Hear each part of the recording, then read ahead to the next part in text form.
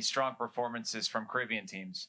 You know, you as a player for one of these Caribbean national teams, you know, what is it like? What does it mean to you to see all these Caribbean teams, you know, Jamaica, Haiti, Guadeloupe, Martinique, they're all doing very well with chances of advancing to the knockout round. Yeah, of course. You know, it's obviously nice when you see other Caribbean teams competing in the same competition as you.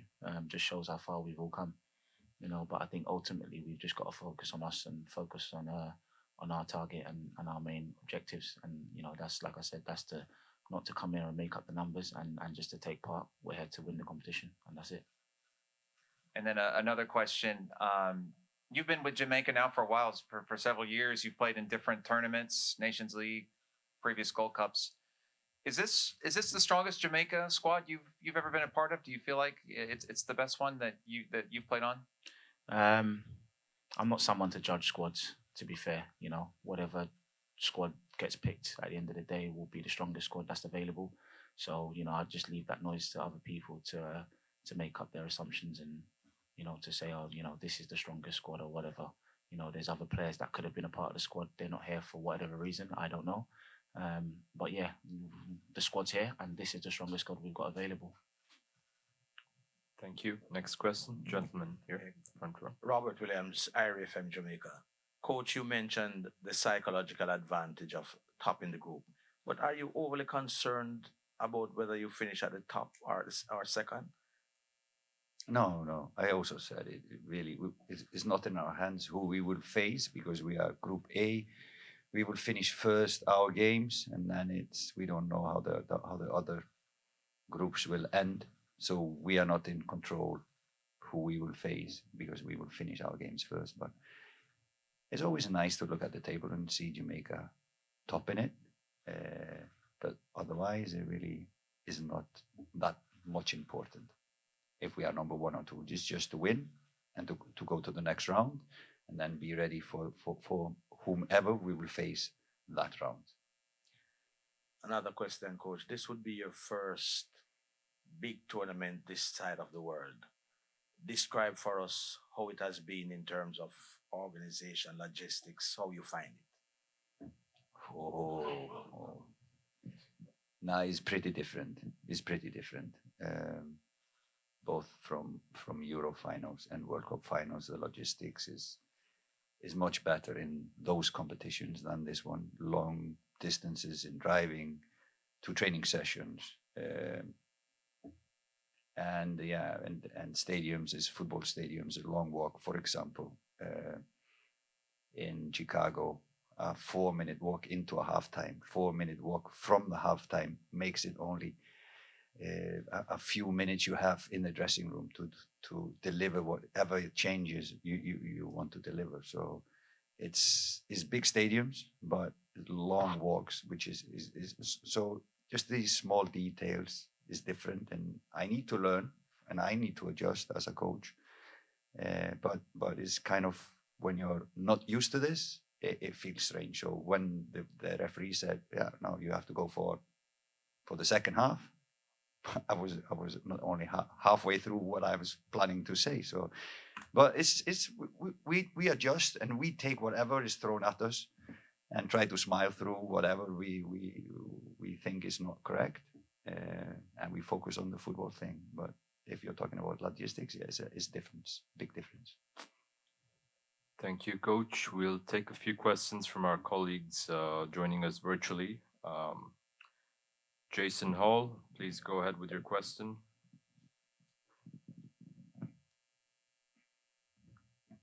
Yes, good afternoon, Coach. And Daniel, first for Daniel, from the outside looking in, it seems as if the professionalism this go around in the World Cup has improved. We're seeing more footage of the trainings and interviews and things of that nature. As someone who has been a part of a few camps before, is this anything that has been noticed inside the camp as well? Yeah, of course. You know, like you said, people on the outside are noticing, you know, a lot of changes. But we're not here to focus on that. You know what I mean? We're just here to focus on the football side of things, you know, and to try and, you know, gel as well as we can, put some good performances together and, you know, go out there and get the win every single time. That's what we're focused on, really. the other part of it, you know, it's obviously nice to see, and I'm sure it's obviously nice for, you know, the people on the outside to see as well. But it's not really something that we're focused on. Thank you, Daniel. Next question, Norando Brown. Hello, coach. Respectively for you, Miranda here from Halftime TV. We've seen the first two games of the Gold Cup so far. You made three changes to the back four. The rest of the team ready to get in this game. You say you've nailed down the perfect four, or the ideal four for the rest of the tournament. Can you repeat? The game against United and the game against Trinidad, you made three changes to back four. So Damian Lowe was the only stable or the only remover from the dressing room. Have you now come up with the ideal back four for the rest of the games in the tournament? You know you've been with the team a couple of months and you still you have to decide on the perfect 11, but we've seen some stability in the second, third, and the first third of the team. However, there still appears to be some instability in the defensive third. Yeah, we have pretty equal players at the back, so it's not a big difference in these players quality wise. There also have been injuries, so we don't want to overdo and risk injuries for the players, so that's why we have been rotating, and we've been happy with the performance of all the team, not only the defense but all the team. And I think we will just grow in this tournament and become better as we have more games playing together. But there's a lot of reasons why we are changing. It's not only performance; it's thinking ahead as well. So I can't give you any other explanation on changes and why we do changes, but sometimes it's because of injuries, sometimes it's performance, sometimes we're thinking ahead, etc. And sometimes we're giving players a chance to show what they can do. And it's nice to see players coming in, grabbing their chance, and staking a claim and being in the starting 11 next match. Thank you, Coach. Next question, Rashid Parchment.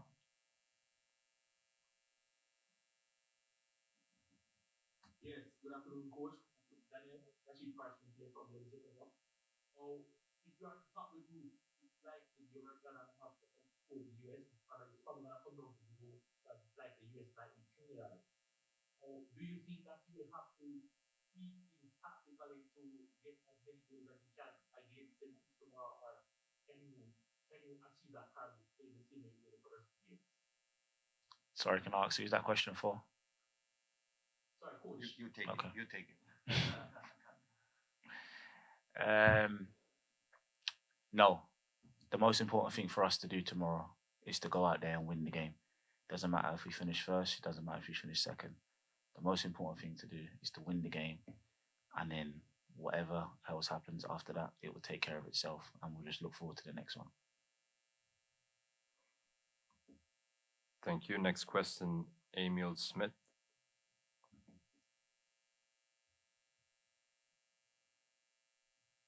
Yes, good afternoon, Coach and Daniel. Question for both of you. I would like you to talk to us about the involvement and impact of Ultimate Butler to this squad from a coaching perspective and from Daniel, a player's perspective. His involvement in this World Cup journey, and can we expect more past Reggae Boys players having a role in the team going forward? Yeah, if I can start with from the coach's perspective, it was a wish of mine to try to include the past Jamaican national players more to what we are doing. Number one, because we are tapping into a wealth of experience, getting them in, a lot of knowledge about coaching, about Jamaican football, about the past, so we can learn also from the past. And I think it is also connecting the past player to the current players. I think that is a good thing. I think it hasn't been enough of this, inviting them to come if if they want to come. It's not like it's an open door. We like to have that under control. There's a lot of past players available for Jamaica, but for example, a lot of coaches, former national team players, are coaches in the US, and they can assist us, help us, but most of all, they give good vibe, and Freddie Butler is a fantastic guy. To have him and the guys with him with us, just to give positivity within the group, was really, really nice. And we are going to continue to try to do that, not only in the Gold Cup, but in the future as well. For the players' perspective. Yeah, obviously, just to kind of repeat what Coach said, it's obviously nice to, have previous past players, in and around the squad, just to even just, talk about like the history of Jamaica. Obviously, there's probably a few players already in the squad that will know, but then there's obviously some that probably wouldn't know, so even just to have a conversation with them, 10, 15-minute conversation, and you never know, you might, you could learn something new. So yeah, I think it's a real positive that we've got someone like that, and hopefully in the future we can have more people like that to come on this journey with us. Just to highlight the history and everything that Jamaica's about. But we always have maps. Well, yeah, true. That's true. Thank you. Jason Hall, did you have another question? Go ahead, please. Yes, thank you. Jason Hall from Lehman. And coach, I had one for you. I heard you say earlier that the aim is to basically get out of the group, right? Now, in order to do so, I know you had mentioned earlier in the tournament that it is a tournament football, and we have to be mindful of not putting too much minutes on each of the players' legs. So with that being said, can we expect to see more changes in the third last group stage match? Yeah, you can expect everything or anything, but I'm not going to tell you here. Thank you, Arch. Understand, coach. Understand. To wrap it off, Arch, go ahead. Another one. Mike here, please.